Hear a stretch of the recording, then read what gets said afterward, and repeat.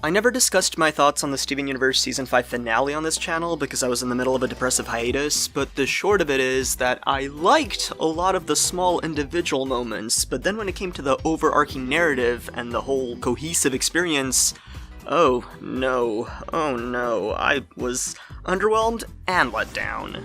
For example, I love this scene where Steven loves himself. That was fantastic, and not just because James Baxter animated it. But then, of course, we have the genocidal dictators entrenched in their viewpoints for thousands of years, redeemed, and having their minds changed in a couple episodes, and I knew it was coming, but it still sucked. Hey, you remember when Zuko helped the Avatar by freeing an abused animal, and that sent his body into shock, and he was having fever dreams for days? And yet that was only a tiny sliver of his entire redemption journey? Why didn't Aang just have a clapback for Zuko so Zuko could become embarrassed and switch on the turn of a dime? But I'm losing the plot here. This video isn't about the Season 5 finale. Why am I even bringing that up? Well, besides the fact that the movie continues from there, I had similar feelings towards the movie. A lot of the moments removed from context were fun and enjoyable, but the holistic experience lacked. And that's before we even acknowledge that this movie really didn't need to exist. I'm not even talking about the musical summaries of the character histories, I'm talking about how the entire movie's premise is self-admittedly retreading all the core plot points that have already happened throughout the series. This is the story of my life! Is Spinel gonna contribute to the larger narrative of the story? Is she gonna be a influencing factor going forward? She's not. Like, I'd love to be wrong, but come on. What are some of my other takes on Spinel? I actually really don't like her character design when she's stationary, but anytime she's in motion, it's beautiful. I love how she looks when she's moving around. She's clearly inspired by old-timey cartoons in the same way Peacock from Skullgirls and Cuphead was. It was a visual treat. Money was put into the animation. The fight scenes look really nice. Can't complain about the visuals at all. When it comes to her character, you want to empathize with her. Her story is very sad, but ultimately, abandoned toy who just wants to take it out on strangers, that's not compelling. You can't just make everything better by singing some stupid song! That's still what happens. Her emotions were portrayed incredibly well. What am I doing? Why do I want to hurt you so bad? The performance and the presentation is compelling, but the actual character arc itself, when you take a step back from it, it's pretty weak sauce, honestly. I really want to like the fact that Spinel relapsed. Failure to communicate effectively causing problems has been a recurring theme throughout Steven Universe, but this rendition of Steven just acting really dumb and failing to talk to her properly was eye-rolling. I thought it was farcical. Spinel is clearly frightened of the scythe and it's giving her bad thoughts. Flip the switch, put it away, or dramatically break it there and then as a sign of good faith. But no, Steven holds on to the active weapon that is causing Spinel to basically relive her trauma for over a minute and a half. Here's another thought on Spinel. Considering what her backstory was, she absolutely had to be redeemed/forgiven. Why? Well, because the Season 5 finale happened.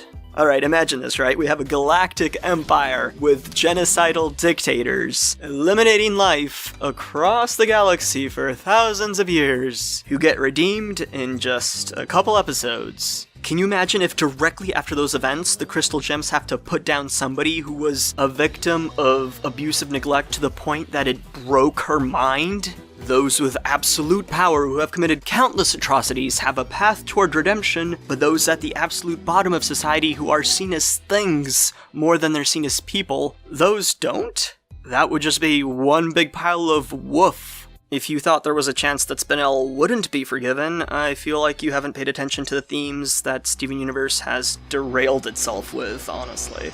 Steven Universe has written itself into a corner where everybody has to be forgiven. That is simply the framework that the end of Season 5 has laid out. Continuing these thoughts on Spinel, though, what an intriguing choice for a villain. Yet another thing to make Pink Diamond look like a monster. I mean, let's consider this, right? Homeworld has caused havoc across the galaxy when it comes to exterminating biological life. If there's other intelligent life out there, I'm sure it hates Homeworld. I'm sure some of the gems that hated living under Homeworld's tyranny are still resentful of the Diamond Authority. There's probably gems that loved the Diamond Authority and are resentful of the new changes that are happening because of Steven.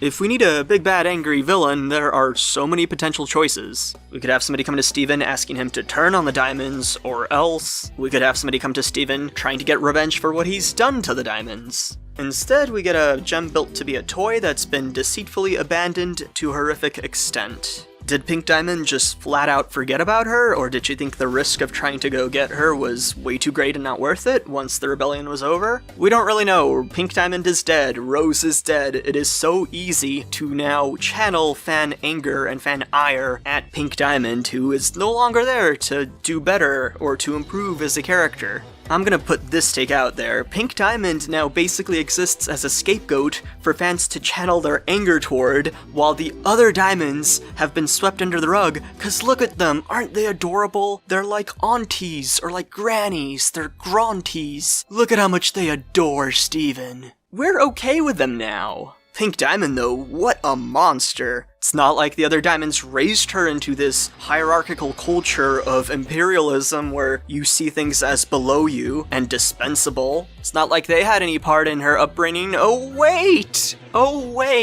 They totally did. And we're totally not acknowledging any of that. Cause Pink Diamond sucks, man! She left Spinel all alone!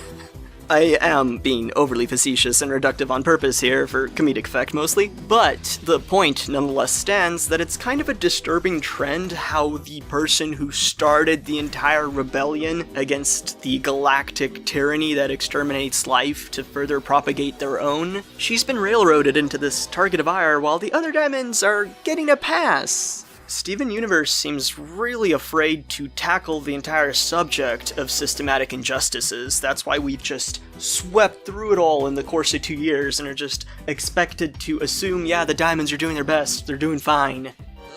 Equal life forms. Check it out, this person who has the power to erase life across the galaxy, she's just like your racist uncle at Thanksgiving who's nonetheless trying their best because they want you in their life. Wow, isn't that comforting?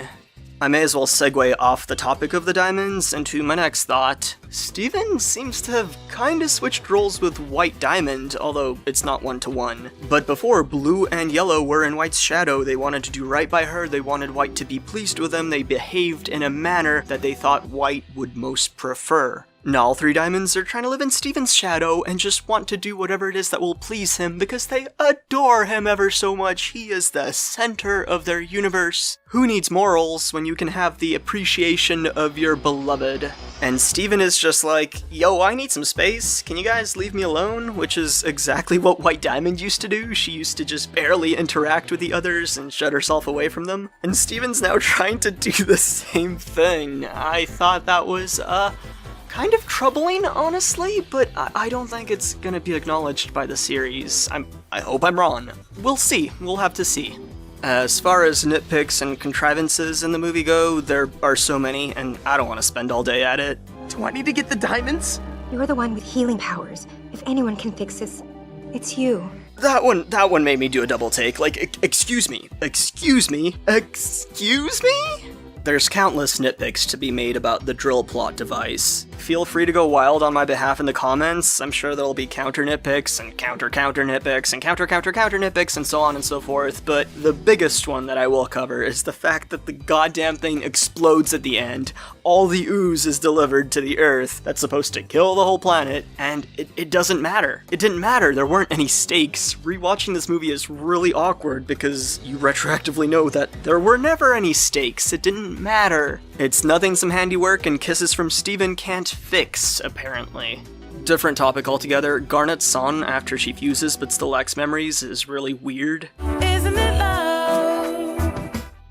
No, it isn't love. Refer to Garnet. Love takes time, and love takes work.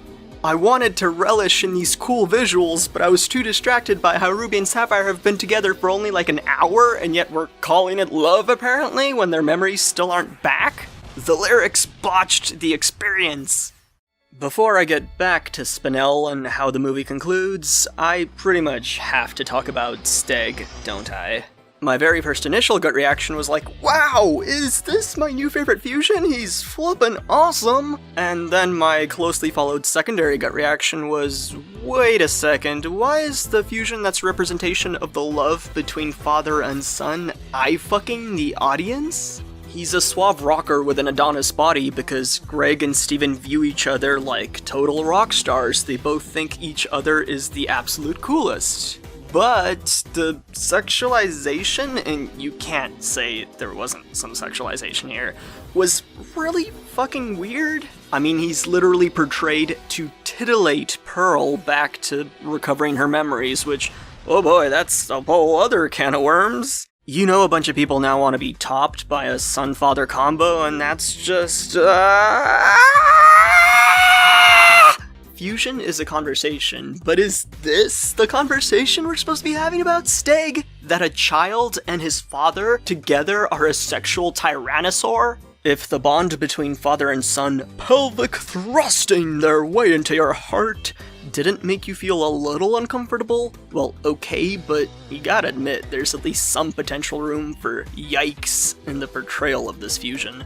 I feel like Steg is a microcosm of my thoughts on the whole Steven Universe movie. It's shiny and sweet on the outside, but then when you put even a little bit of thought into it, like a lot of potential issues start to arise, and your experience starts to feel kind of, The superficial level is enjoyable and highly captivating, but when you actually examine the narrative, and to a lesser degree the themes at play, oh boy, we got some issues. So let me wrap up with the last few issues I had. Spinel's arc closing on her wanting to find somebody else, somebody better to give her value is pretty fucked up. Like, that was Pearl's entire character arc throughout Steven Universe. Pearl trying to find a way to live for herself rather than to live for somebody else. Don't forget about yourself, Pearl!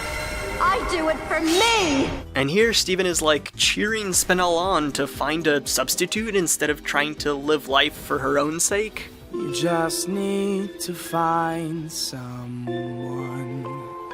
Like, what the fuck was that about? I'll love again. I've already found someone. Is everybody intent on treating her like an intelligent toy and not an actual person? Is that what we're doing here? Apparently I didn't get the memo. You cannot tell me they botched the takeaway message because they didn't have enough time to properly address it and all the nuance involved, when the entire movie was basically just retreading ground we've already seen and summarizing events we're already familiar with. And you remind me so much of her today. Isn't that nice? She's staying with people who remind her of the person who did so much mental damage and broke her psyche so bad that she was gonna destroy all life on a planet just because she was upset. The whole diamond arrangement of Spinel staying with him does not bode well at all. All three of the diamonds are still essentially out-of-touch, rich fucklords. I'm sorry, but what is that smell?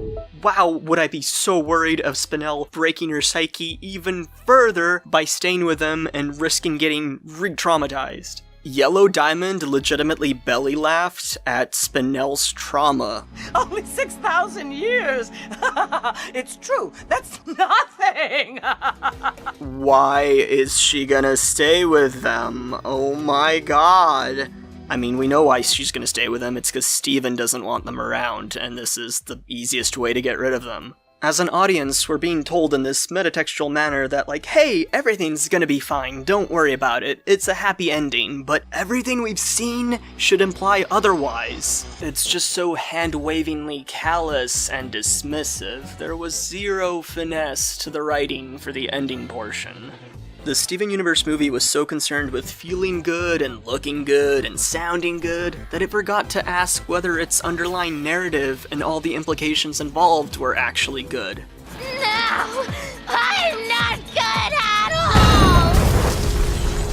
I mean, I wouldn't go that far. A lot of it was still fun. There were still enjoyable moments. There's a lot of clips you can make out of it that are really nice, especially if you remove some of them out of the larger context.